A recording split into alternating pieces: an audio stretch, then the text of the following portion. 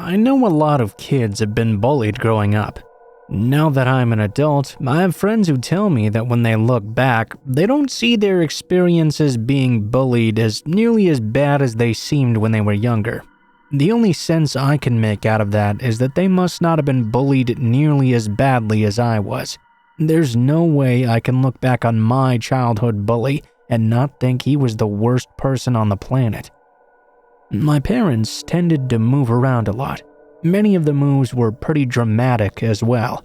In most of the places we lived, I had no trouble making new friends. Right before I turned 13, though, my parents moved to a town in rural Tennessee, which was much, much worse.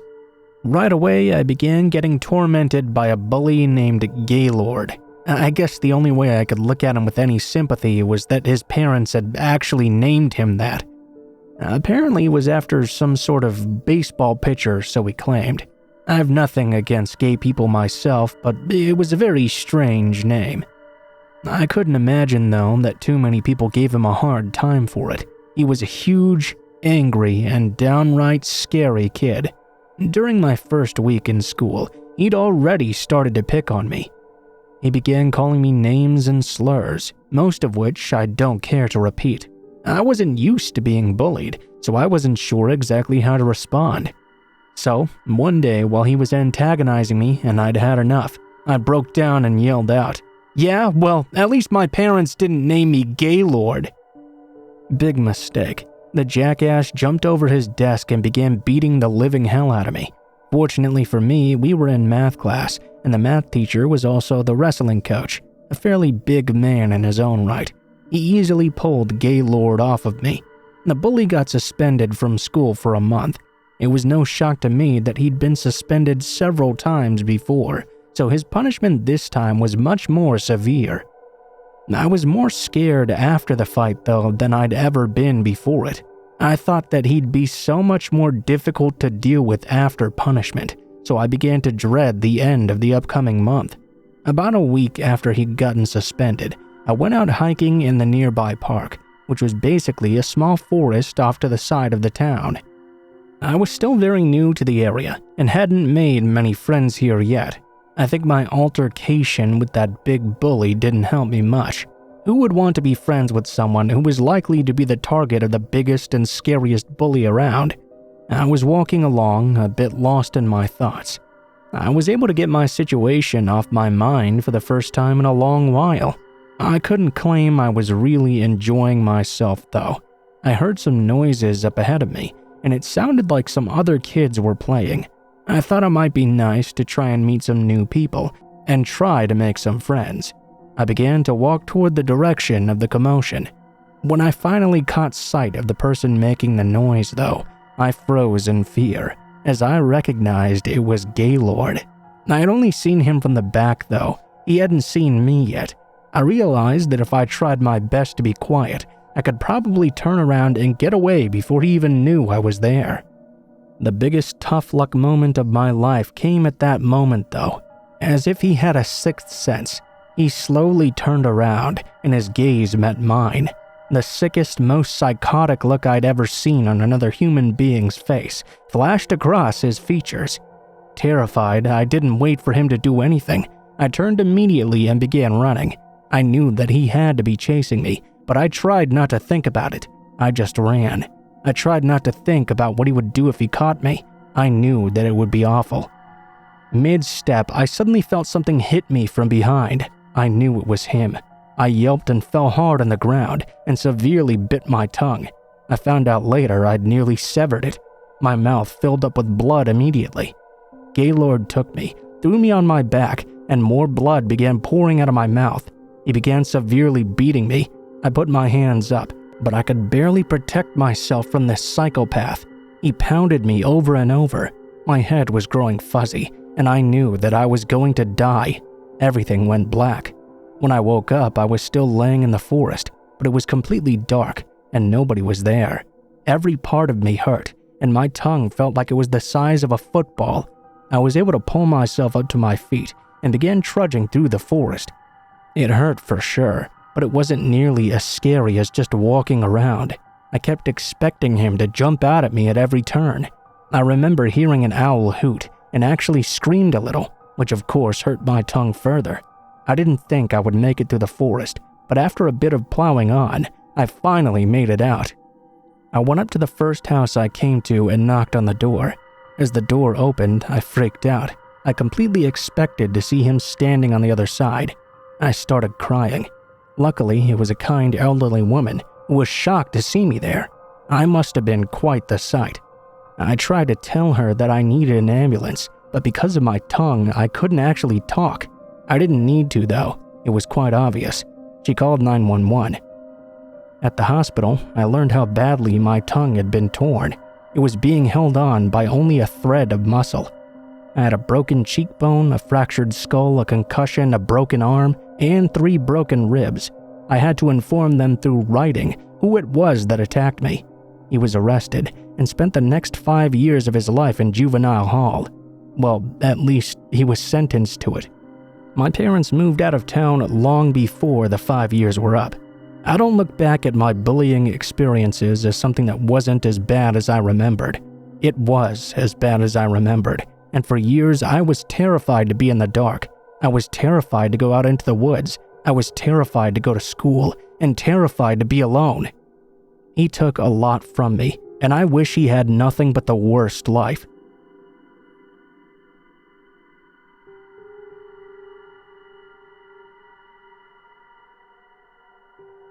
I don't really know when this clown thing started, and I don't really know what it's about either.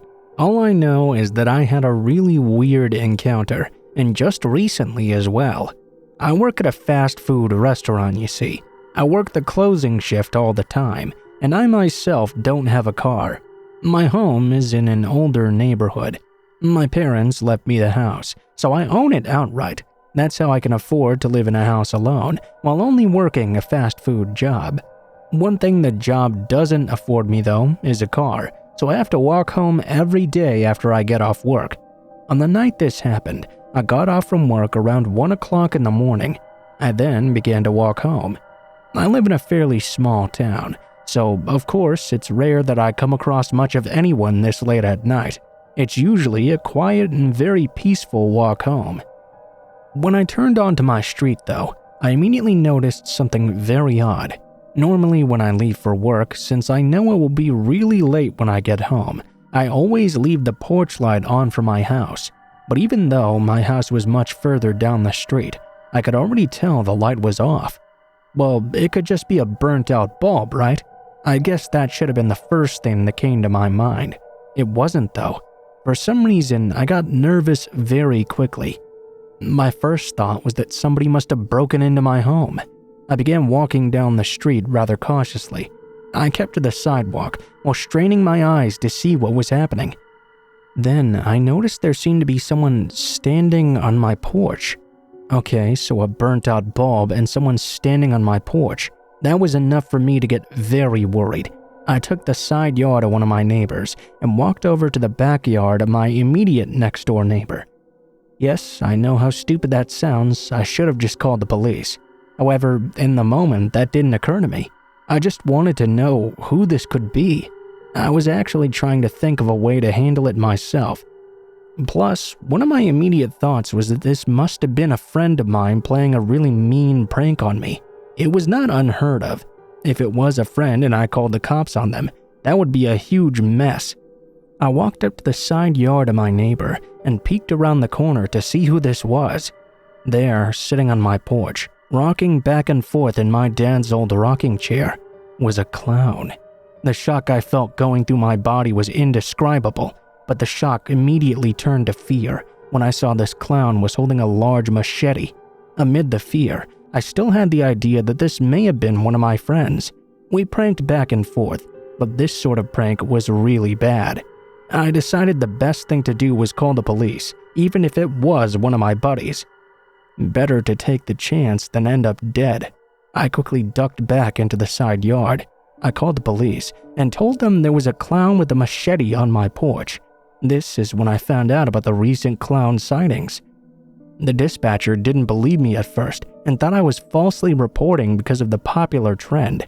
I insisted that was not the case though, so they sent out a car. I waited in the side yard for 20 minutes, waiting for the officers to arrive. It was 20 of the most terrifying minutes of my life. Finally, I saw the flashing lights of the car turning down the street. No siren though. As the cop car passed by my neighbor's house, I decided to come out and go over to my own. I felt safe finally. When I turned the corner, I noticed the clown was gone. My porch light was still out, but the clown was nowhere to be seen. I walked up and talked to the officer and explained what I'd seen. I don't think he believed me. He must have thought I made up the entire sighting. Still though, he checked the house out for me at my request. I guess it was just in case, and there was no clown in my house luckily. I locked myself in the house when he left and closed all the blinds. I had to tell you, it was a long time before I felt comfortable at night again. That was the scariest night of my entire life.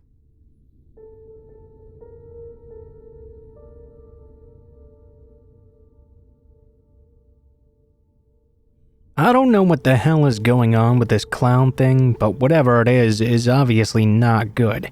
Probably just a bunch of people messing around, but still, it's pretty freaky. I had my own experience recently. I was hanging out with my best friend Todd. We were pretty psyched up that Halloween was coming soon. We actually wanted to start a YouTube channel that we used to do ghost haunts. I mean, what's a better time on Halloween than doing something like that? We tried to decide what would be the best setting for our very first episode. We decided to do a graveyard, of course. Some graveyards have gates around them.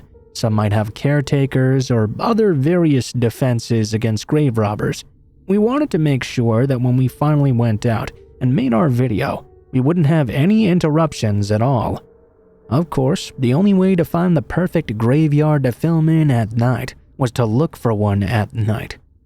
There were plenty of graveyards in our area, so we scattered about a few a night for 3 nights in a row.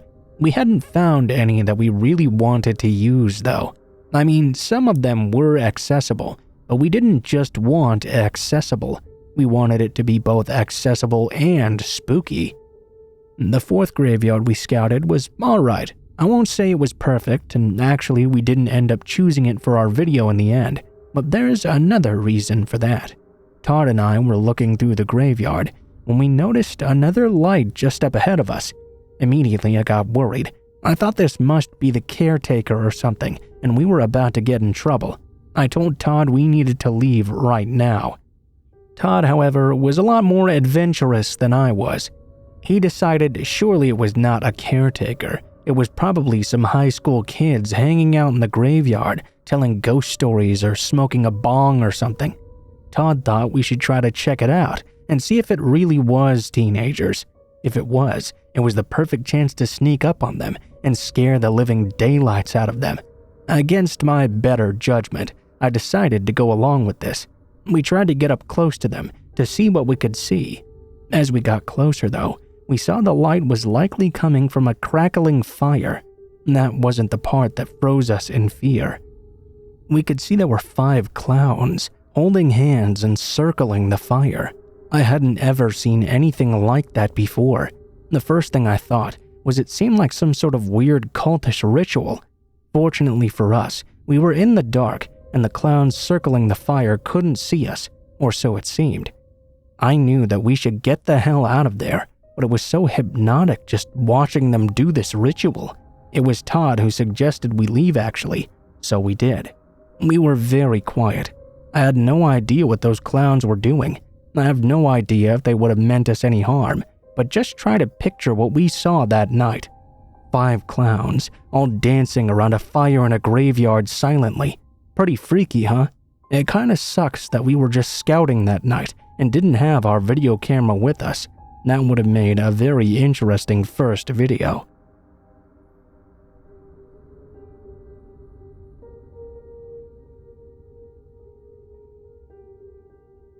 So I had the strangest thing happen to me the other night. I live in an apartment building, in a 1-bedroom apartment. The other night I was in bed sleeping when I heard a loud knocking at my front door. I found this to be very, very odd because the building I live in has a security door. I don't know anyone else who lives in my building. No one buzzed my buzzer either, so I had no idea who this could be. I got up, stumbling across the floor half asleep. I looked up at the clock and noticed it was around 2 o'clock in the morning. Now I really had no clue what could be going on. I figured maybe one of my neighbors had a problem in their apartment and they needed my help for something. I went up to the front door and grasped onto the chain. I was half asleep, as I mentioned. I realized quickly, though, that it would be pretty stupid to just open the door without even looking through the peephole. I took my hand off the chain and put my eye up to the peephole. I got the shock of my life, and it felt like a real jolt, too. Standing just outside my door was the scariest looking clown I'd ever seen in my entire life. His makeup was evil looking. His mouth makeup had fangs drawn into it. Wounds and blood were made up all over his face.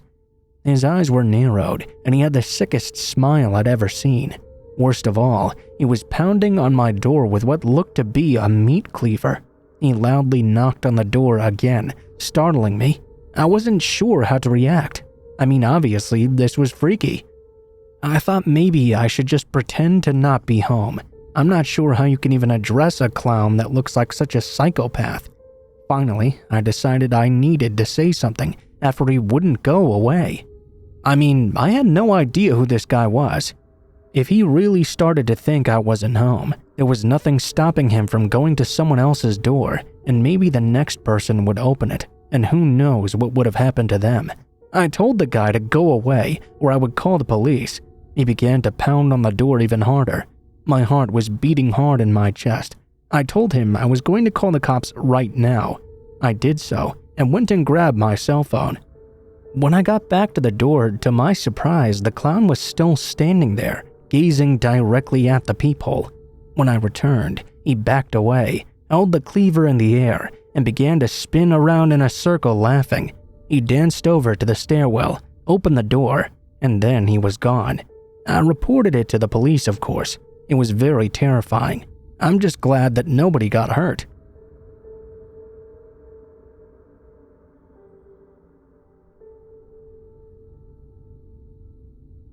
There was an old and abandoned asylum right off the town that I live in. Nowadays, it's been cleared out and is used to give ghost tours.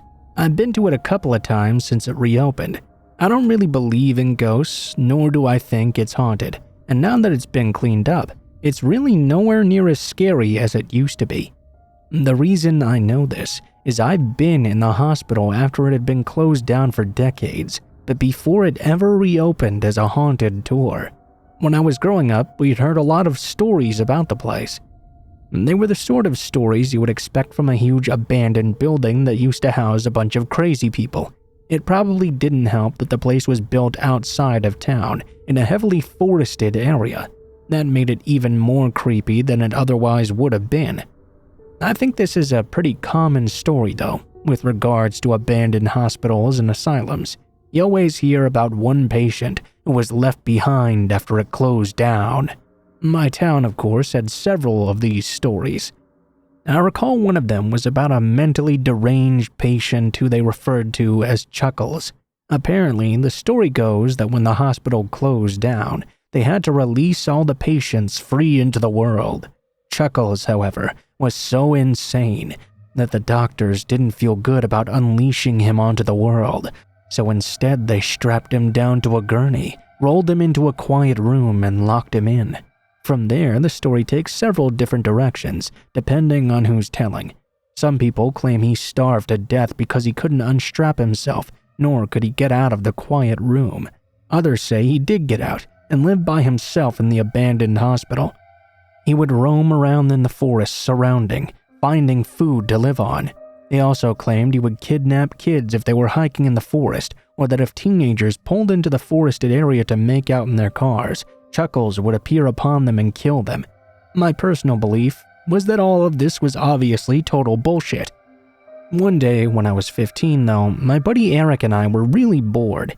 He suggested we take a hike through the woods and try to find this old asylum. I was cool with it. Like I said, I didn't believe any of the old stories, so we set out through the woods trying to locate this place. Actually, it didn't take us very long at all. There was an old gravel road that led toward the front gate. The building was huge and covered in graffiti, and the brush was completely overgrown. We assumed that since it was private property, it was likely that there was a caretaker of some sort. If there was, though, we didn't run into him. Eric and I made it through the grounds easy enough and wound up at the building. We were looking for a broken door or perhaps a window so we could get in. Eventually, we came across a window that was covered with a single piece of plywood. We managed to pull the plywood off the window without making too much noise, then lowered ourselves through the window and into a room. As I mentioned before, I've since taken the ghost tour in this building. Nowadays, it's pretty much emptied out. When Eric and I broke in that time, though, it was shocking to us just how unkempt the place was. There were gurneys, wheelchairs, other random hospital equipment that was completely rusty, strewn throughout the rooms and hallways. It almost seemed like when they closed it, they'd just thrown the trash around everywhere. Trust me when I say that when we broke in, it was infinitely creepier than any ghost tour could ever be. They do tours in the dark, but it's not even that bad. There are not only a lot of people around, but there's barely anything in any of the rooms anymore. Plus, all the doors have now been taken down. When we were exploring, though, all the doors were still intact. Many of them were closed and locked. There was tons of garbage and equipment that anyone could be hiding behind. I honestly felt like I was being watched the entire time. I can't recall how long we were in the hospital. We spent a good amount of time exploring, though. Eventually, Eric had gotten a little bit ahead of me while I was exploring what looked to be some sort of operating room. He began shouting at me, telling me he'd just found something extremely urgent. I ran over to him, and he was standing in front of this big door. It seemed heavier than the rest. He was trying to open it when I got there. I saw what had gotten his attention. It was a quiet room. Someone had put graffiti on the door as well, which read Chuckles. Eric was unable to open the door, but it did have a small window in it. He took his flashlight and shined it into the room. He told me to look inside as well. When I did, my heart nearly stopped. In the room was a single gurney with broken straps on the floor. In one of the corners was what appeared to be a long-since dead body. It was decayed beyond belief, but it was definitely a dead person. That sincerely creeped us out, and we left right away. Since then, when we took the ghost tour, the door had been removed. There was no longer any gurney in the room either. What's the most weird, though, is that the tour guide never mentioned anything about Chuckles. You would think they would, since it's a pretty freaky story. They never mentioned that body either. I mean, what's scarier than a person so psychotic he was strapped to a gurney and left to die in the hospital? It gives me shivers even today.